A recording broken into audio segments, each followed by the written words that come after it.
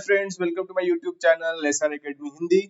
तो जैसा कि हम लोग एसएससी जेएचटी एग्जाम के पेपर 2 की तैयारी कर रहे हैं, जहां पे मैं आप लोगों के लिए डेली दो दो पैराग्राफ का ट्रांसलेशन का प्रैक्टिस आपका करा रहा हूं दूसरे वीडियो में। तो उसी सीरीज में जैसा कि हमारा एग्जाम धीरे धीरे नजदीक आ रहा है, हालांकि अभी पेपर 1 का रिजल्ट नहीं आया है, बट जल्दी ही वो पेपर 1 का रिजल्ट आने वाला है और उसके बाद मुश्किल से आपको 1 महीने का समय मिलेगा पेपर 2 की तैयारी के लिए। तो जैसा कि आप जानते हैं कि पेपर 2 में आपका ट्रांसलेशन है और एस्से और निबंध है, ठीक है। तो ट्रांसलेशन का प्रैक्टिस का ऑलमोस्ट मुझे लगता है 11 वीडियो मैंने ऑलरेडी बना के अपने यूट्यूब चैनल पे ऑलरेडी अपलोड कर दिया है।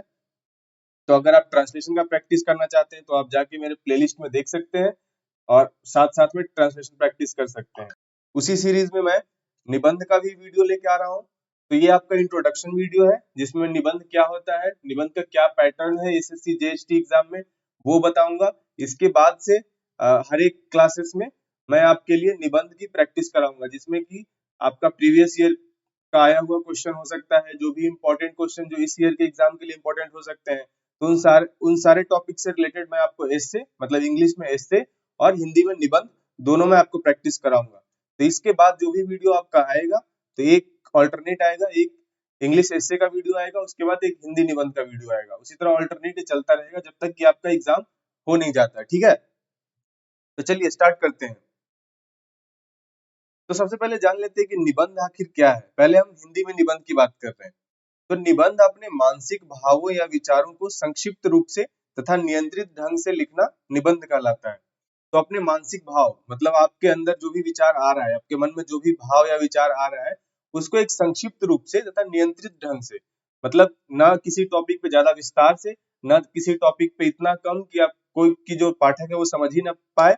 तो ऐसे नियंत्रित ढंग से आप अपने मन के भाव या विचार को संक्षिप्त रूप में लिखते हैं, उसी को निबंध कहा जाता है। दूसरे शब्दों में किसी विषय पर अपने भावों को पूर्ण रूप से क्रमानुसार लिपिबद्ध करना ही निबंध कहलाता है। तो अपने भावों को आप पूर्णता से, आप पॉइंट बाय पॉइंट क्रमानुसार, मतलब ऐसा उसका लॉजिकल फ्लो दिखे, उसके अकॉर्डिंग आप उसको लिख रहे हैं, तो वो आपका निबंध कहलाता है, ठीक है। अब आते हैं निबंध के अंग। तो निबंध के कौन कौन से कंपोनेंट्स हैं, तो निबंध लिखते हुए हमें कैसे कैसे देखना होता है। तो निबंध में सबसे पहले आता है प्रस्तावना, उसके बाद विषय का विस्तार और उसके बाद उपसंहार, ठीक है। प्रस्तावना को आप इंट्रोडक्शन भी बोलते हैं। तो जैसे ही आप निबंध स्टार्ट करते हैं तो सबसे पहले आपको प्रस्तावना लिखना होता है। उसके बाद आपका ये पहला पैराग्राफ हमेशा इंट्रोडक्शन या प्रस्तावना का होता है। उसके बाद जितने भी पैराग्राफ नीडेड है, आपको शब्द सीमा का भी ध्यान रखना होता है। तो आप हो सकता है कि 3 या 4 पैराग्राफ आप बॉडी में लिखे, उसको बोलते हैं विषय विस्तार। उसके बाद आप एक कंक्लूजन लिखा, उसको बोलते हैं उपसंहार हिंदी में, ठीक है। तो इस तरह आपका निबंध के 3 अंग होते हैं, प्रस्तावना, विषय विस्तार और उपसंहार। प्रस्तावना मतलब इंट्रोडक्शन, उपसंहार मींस कंक्लूजन और विषय विस्तार में आपका मल्टीपल पैराग्राफ्स आ जाते हैं, जो कि आप जो भी आपका इंट्रोडक्शन है, जो भी आपका टॉपिक है, उससे रिलेटेड जो भी चीजें हैं उसे आप इस विषय विस्तार में आप डिटेल से समझाते हैं। तो देख लेते हैं प्रस्तावना क्या है। निबंध की श्रेष्ठता की यह नींव होती है। तो इंट्रोडक्शन जो है वो निबंध की श्रेष्ठता की नींव होती है, मतलब कि जितना श्रेष्ठ आपका प्रस्तावना रहेगा उतना ही निबंध को श्रेष्ठ माना जाएगा। इसे भूमिका भी कहा जाता है, तो इसे हिंदी में भूमिका भी कहा जा सकता है। यह अत्यंत रोचक और आकर्षक होना चाहिए, परंतु यह बहुत लंबी नहीं होनी चाहिए। तो ये बहुत शॉर्ट में आपको लिखना है इंट्रोडक्शन, और ये रोचक और आकर्षक होना चाहिए। मतलब इसको पढ़ के जो पाठक है, जो भी पढ़ने वाला है, पाठक है, परीक्षक है या फिर कोई भी है, वो इससे आकर्षित हो सके, वो ज्यादा से ज्यादा पढ़ने को लालायित हो उठे। ऐसा आपका रोचकता और आकर्षण होना चाहिए आपके प्रस्तावना में। भूमिका इस प्रकार की हो जो विषय वस्तु की झलक प्रस्तुत कर सके, जो कि पाठक को निबंध पढ़ने के लिए प्रेरित कर सके। तो ये विषय वस्तु से रिलेटेड ही होना चाहिए, इसकी एक झलक होनी चाहिए कि क्या आप आगे देखने जा रहे हैं, आप क्या आगे पढ़ने जा रहे हैं, उस विषय वस्तु की पूरी झलक आपको अपने इंट्रोडक्शन या प्रस्तावना या भूमिका में दे देनी है। जिससे कि क्या होगा कि पाठक को निबंध पढ़ने के लिए प्रेरणा मिलेगी कि अच्छा इस बारे में है, तो हम आगे भी पढ़ सकते हैं। निबंध की शुरुआत किसी सूक्ति, श्लोक या किसी उदाहरण से करनी चाहिए। तो ऐसा कहा जाता है कि यथासंभव हो सके आप कोई श्लोक से उदाहरण स्टार्ट कीजिए, या फिर किसी दोहा, कोई सूक्ति हो गया, इस तरह की चीजों से या किसी उदाहरण से अगर आप निबंध को स्टार्ट कर रहे हैं, तो उससे पाठक पे काफी अच्छा प्रभाव पड़ता है।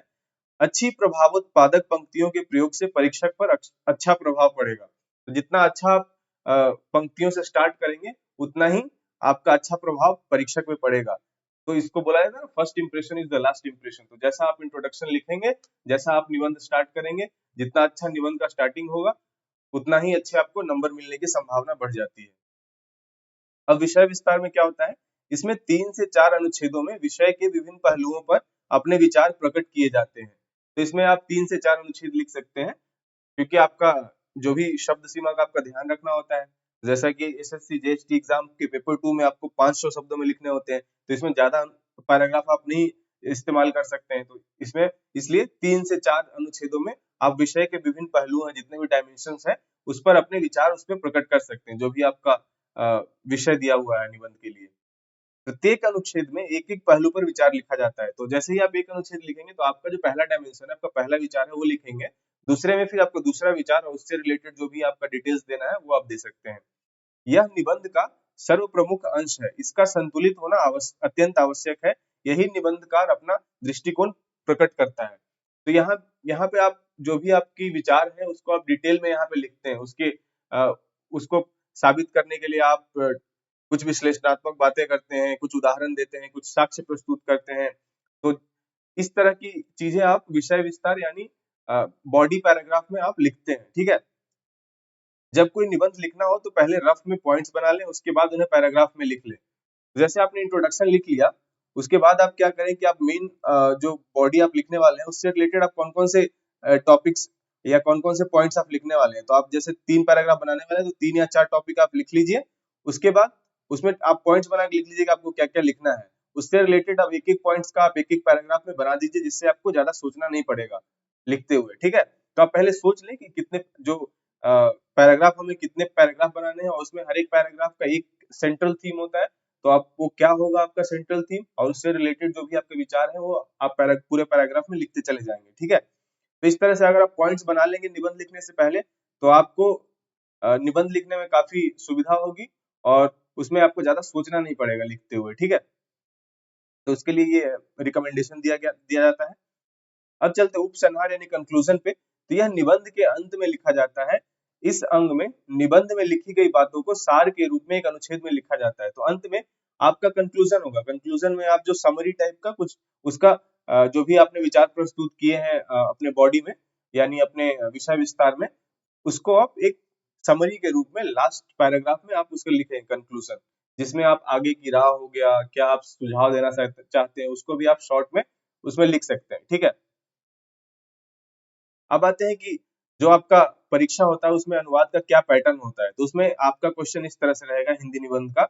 निम्नलिखित में से किसी एक विषय पर लगभग 500 शब्दों में निबंध लिखिए, जिसमें कि आपको 4 विषय दिए रहेंगे, और उसमें से किसी एक विषय पर आपको इसमें से एक विषय सेलेक्ट करना है, और उसमें 500 शब्दों में निबंध लिखना है। ठीक है। तो इसमें आप कैसे शुरू करेंगे, पहले तो आपको इंट्रोडक्शन लिख देंगे। तो ये आपका इंट्रोडक्शन हो गया। उसके बाद आप साइड में कहीं पॉइंट्स बना लेंगे कि इससे रिलेटेड आप क्या क्या पॉइंट्स लिखना चाहते हैं। तो आप मान लीजिए आपके ध्यान में 4 पॉइंट्स आ गया। ठीक है। अब 4 पॉइंट्स के लिए आप 4 पैराग्राफ बनाएंगे, और उसके बाद एक कंक्लूजन लिख देंगे। ठीक है। तो ये आपका हो गया इंट्रोडक्शन, ये हो गया कंक्लूजन, और ये आपका हो गया बॉडी। ठीक है। तो इस तरह से 4 टॉपिक्स में से एक विषय लेके उसमें 500 शब्दों में निबंध इस फॉर्मेट में आपको लिख देना है। ठीक है। अब आगे चलते हैं। तो ये तो हो गया हिंदी निबंध। अब आते हैं इंग्लिश में। एसे भी लिखना रहता है आपको। तो इंग्लिश में एसे जो लिखना रहता है, तो एसे क्या है? An essay is a short piece of writing on a particular subject और टॉपिक।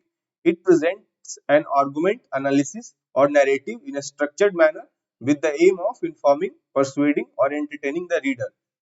तो क्या है एसे? क्या है? एक शॉर्ट पीस ऑफ राइटिंग है, मतलब एक, ये ज्यादा विस्तार करनी तो संक्षिप्त होता है। तो संक्षिप्त राइटिंग है ऑन ए पर्टिकुलर सब्जेक्ट, किसी विषय पर या किसी टॉपिक पे। इट प्रेजेंट एन आर्गुमेंट, मतलब ये तर्क प्रस्तुत कर सकता है। निबंध के माध्यम से आप तर्क प्रस्तुत कर सकते हैं। एनालिसिस, मतलब कि आप विश्लेषण कर सकते हैं किसी टॉपिक पे। और नैरेटिव, मतलब आख्यान, या फिर नैरेटिव मतलब आप आख्यान या वर्णन कर सकते हैं किसी टॉपिक पे इन ए स्ट्रक्चर्ड मैनर। एक जो स्ट्रक्चर होता है निबंध का, उसके अकॉर्डिंग आप इन सब चीजों का उल्लेख करते हुए आप निबंध लिखते हैं। With the aim of informing, तो आप निबंध लिखने का एम क्या होता है? इन्फॉर्मिंग मतलब आप सूचना प्रदान कर रहे हैं। परसुएडिंग, परसुएडिंग मतलब आप जो भी पाठक है उसको प्रभावित करना या समझाने की कोशिश कर रहे हैं, या और एंटरटेनिंग मतलब मनोरंजन के लिए भी कभी कभी निबंध लिखा जाता है।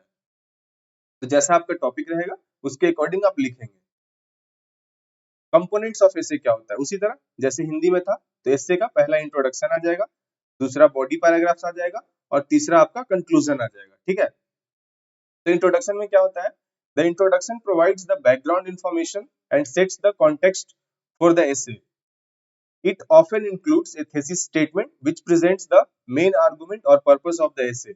तो इंट्रोडक्शन में क्या होता है आपका, पृष्ठभूमि की जानकारी, बैकग्राउंड इंफॉर्मेशन, तो किस टॉपिक पे बात हो रही है उसको आप एक काफी रोचक और आकर्षक शैली में लिखेंगे, जिससे कि जो पाठक को प्रभावित होकर आगे भी पढ़ने के लिए वो ललायित हो उठे। तो ये background information and set the context of the essay, तो जो आप एसे लिखने जा रहे हैं जिस टॉपिक पे, उसका एक कॉन्टेक्स्ट सेट कर देता है कि इस बारे में बात होने जा रही है आगे। ठीक है, तो थेसिस स्टेटमेंट क्या होता है, वही जो निबंध का आपका टॉपिक है उससे रिलेटेड निबंध का मुख्य तर्क या मुख्य उद्देश्य क्या है, उसी को थेसिस स्टेटमेंट बोला जाता है, विच रिप्रेजेंट्स द मेन आर्गुमेंट और पर्पस ऑफ द एसे। तो निबंध का जो मुख्य तर्क या उद्देश्य है वो थेसिस स्टेटमेंट के थ्रू आप देते हैं यहाँ पे इंट्रोडक्शन में। बॉडी पैराग्राफ में क्या है, the body of the essay consist of multiple paragraphs, इसमें मल्टीपल पैराग्राफ्स होता है, each focusing on a specific point और एस्पेक्ट ऑफ द टॉपिक। तो हर एक पैराग्राफ होगा जो कि एक स्पेसिफिक पॉइंट और एस्पेक्ट ऑफ द टॉपिक पे लिखा जाता है। एक ही पैराग्राफ में आप डिफरेंट डिफरेंट एस्पेक्ट्स को या फिर इधर उधर करके रैंडमली आप नहीं लिख सकते हैं। जो भी एक पैराग्राफ लिखेंगे वो एक पॉइंट या एक बिंदु के इर्द गिर्द ही उस पैराग्राफ में आपके विचार लिखे जाएंगे। Each paragraph should have a clear topic sentence that introduces the main idea of the paragraph। तो जब भी एक पैराग्राफ लिखते हैं तो उसमें सबसे पहले शुरुआत में आपको पता चल जाना चाहिए कि ये पैराग्राफ किस बारे में है। तो ऐसा आपका एक क्लियर टॉपिक सेंटेंस होना चाहिए, और उसके बाद आप उसमें जो उसका जो विस्तार करेंगे उस पैराग्राफ में। The body contains supporting details such as examples, evidence और analysis to support the thesis statement। तो आप इसमें उदाहरण दे सकते हैं, एविडेंस मतलब साक्ष्य दे, किसी तर्क को सपोर्ट करने के लिए आप साक्ष्य दे सकते हैं, उसका विश्लेषण भी दे सकते हैं, जो आपका थीसिस स्टेटमेंट होगा उसको उसके संदर्भ में। तो transitions between paragraph ensure the essay flows logically from one point two the next. जैसे आप पैराग्राफ चेंज करते हैं तो निबंध का एक बिंदु से दूसरे बिंदु तक तार्किक रूप से प्रवाह होना चाहिए। ठीक है, तो एक पैराग्राफ जो होगा एक बिंदु पर हुआ, उसके बाद आपका लॉजिकल फ्लो चलना चाहिए कि आप दूसरे बिंदु पे आ गए तो ऐसा लगना चाहिए कि हाँ एक क्रमानुसार आप लिख रहे हैं। अब आते हैं कंक्लूजन पे। The conclusion summarises the main points made in the essay and restates the thesis in light of the evidence presented.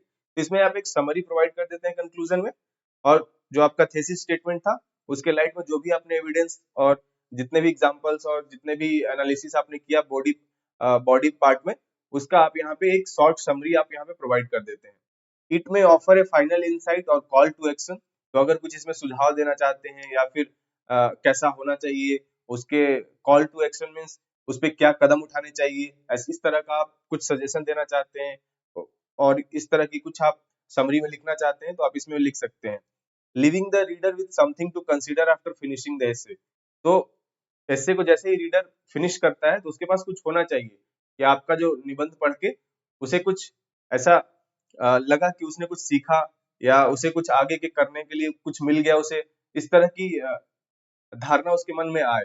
तो ये हमारा एसे का जो एम होता है, तो इसलिए कंक्लूजन में इस तरह की चीजें लिखी जाती है। तो अब इंग्लिश में भी एसे उसी तरह का आता है आपका एग्जाम में, जैसे write an essay in about 500 words और any one of the following. तो आपको 4 टॉपिक दिए रहेंगे, 4 topics, and you have to select any one topic and you have to write an essay in 500 words in any of the topic that you have selected. So you have to start with the introduction, then you can split your body into 3 to 4 paragraphs, and then you can end your essay in a conclusion, last paragraph. Okay, so that is how you will write the essay in your exam. तो अब next videos में हम क्या करेंगे, we will practice essay writing for the topics that came in previous years exam. तो सबसे पहले तो जो आने वाला वीडियो है उसमें हम लोग प्रैक्टिस करेंगे एसे का और विगत वर्षों में आए हुए विभिन्न विषयों पर निबंध लेखन का अभ्यास।